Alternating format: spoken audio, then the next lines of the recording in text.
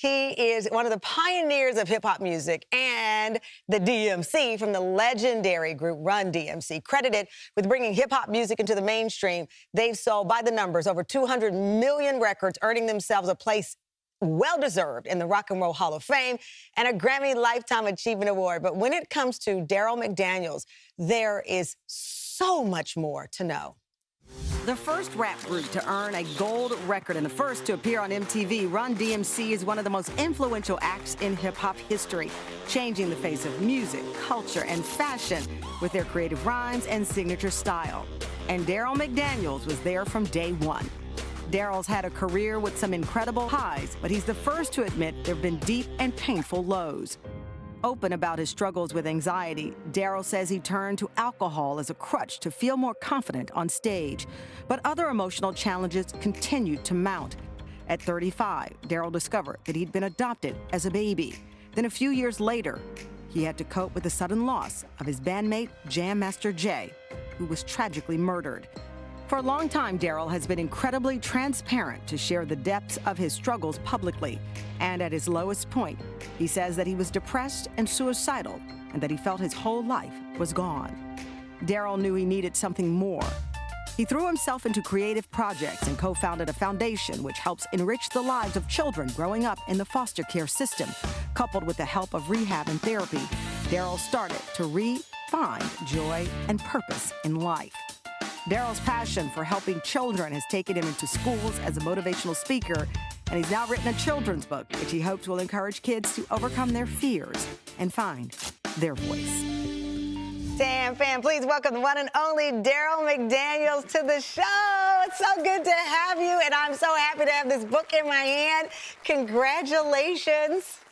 Thank you, thank you. Thank you for having me, too. It's an honor to be here. Oh, my God, it's my honor. Are you kidding me? For you to be here. So this character that you've created in Darryl's dream, which I'm clutching because I'm so happy to have this in my son's room, it is based on a child, you say, that you were geeky, nerdy, straight A, teased, bullied, but you found your way to overcome. When you look at this little guy and know that this book is going to be on bookshelves in rooms and will comfort other kids, how does that feel?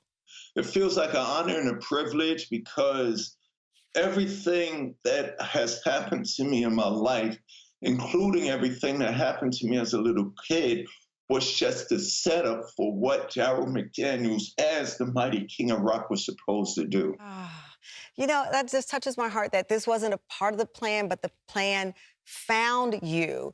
Yes. When was that moment where you said, okay, this is the line, this is where I need to go, this is what I need to follow? Well, like you just said when you introduced me, I was an alcoholic, suicidal, metaphysical wreck. Prior to that, I was this mighty DMC guy touring the world, walking this way in my Adidas with Aerosmith and Running Jay, telling the world how tricky it is to rock around. But inside of all of that is this person called Darryl McDaniels, who made all of this stuff possible, who has emotions and feelings like everybody else. And hip hop has taught me to keep it real. So, you know, throughout my career with my music, I was able to inspire and motivate with my music and videos, not realizing there was even more power to inspire, motivate, and communicate, talking about who I am as a person. I was always able to do it through my music. But when I started talking about, yo, you know, DMC, what's up with you? Well, I just got out of rehab. Or, well, I just got out of therapy. People would hear me talk about those things, and 100% of the time, Tamron, two things would happen. They would either go, oh my God, me too. Yeah. Or they would say, oh my God, they knew somebody, a wife, a brother, a sister, a friend.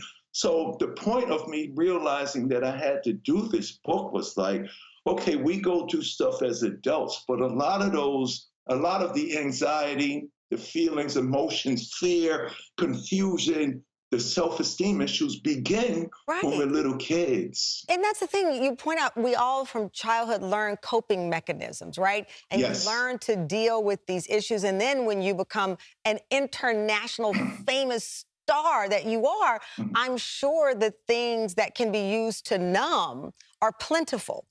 And then you find yourself in an addiction cycle and you got to get out of it. I'm curious about, I know there were many moments that were low, but when you realize that you had made the transition and understanding that it's not coping with alcohol, that it's not filling the void, that there's something else out there.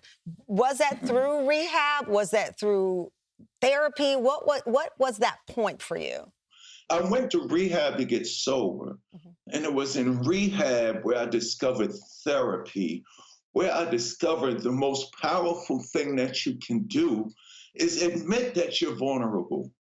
Admit that you're confused. Admit that you're scared. But it took me up to that point to find out that that was okay, because in my community, in my culture, and throughout life, men are taught that admitting your feelings, your weaknesses, and things that you're vulnerable to is not cool.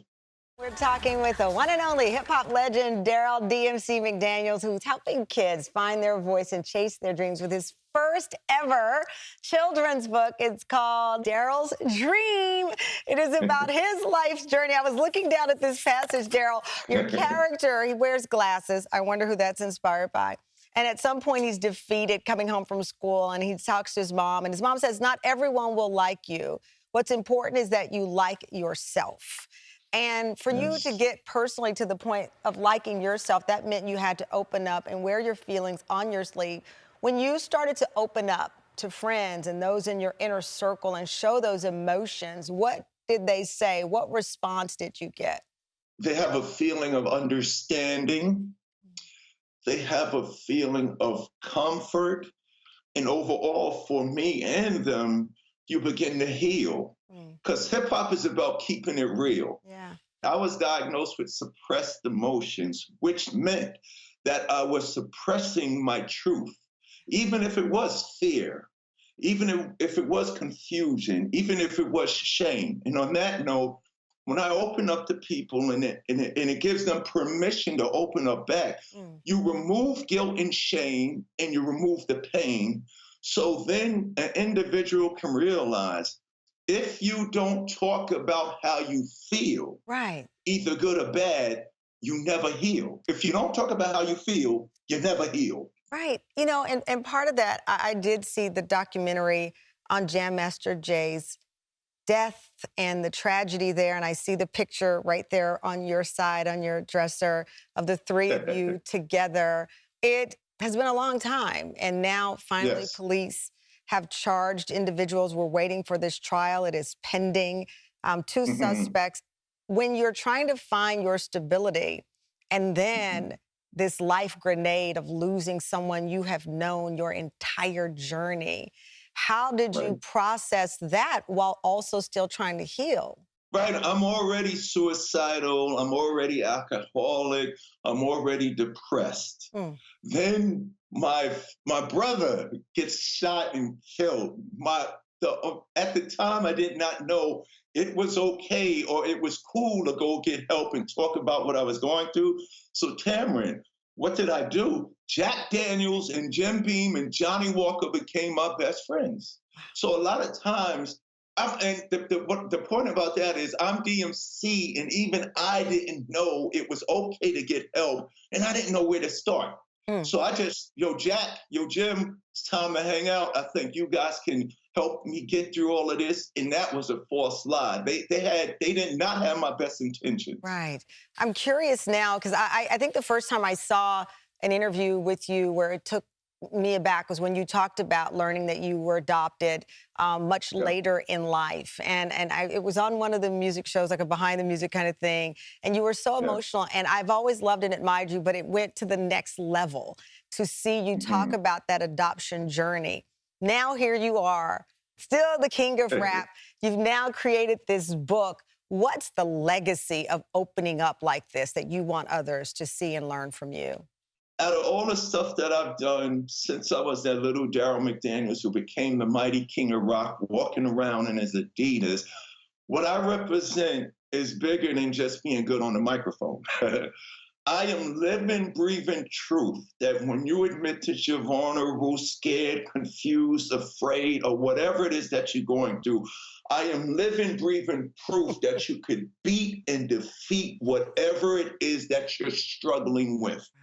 Alcoholics, meth addicts, anorexics, whatever it is, mental health, whatever it is that you're going through. Remove the guilt and shame, you remove the pain, and do not be afraid to talk about what you're going through, even if you're sad, even if you're scared, and even if you're confused.